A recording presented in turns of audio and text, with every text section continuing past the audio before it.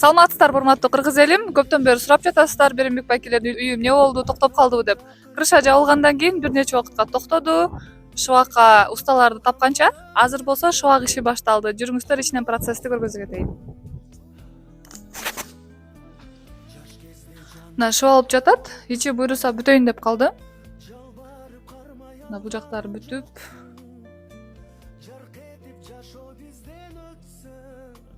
Бул жактары да бүтүп атат.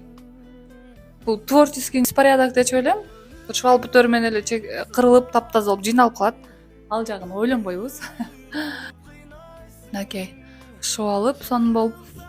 Бул жагы уже кургайдага баштаптыр. Мынакей. Кургап калган.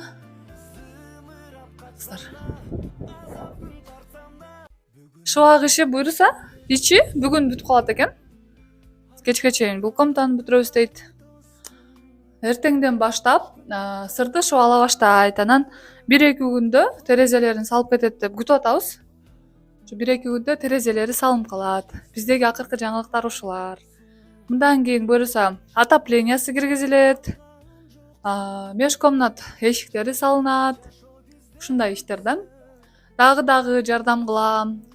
Бул үйгө салымды кошом дегендер бул реквизиттерге колдон келген салымыңыздарды кошо кетсеңиздер болот.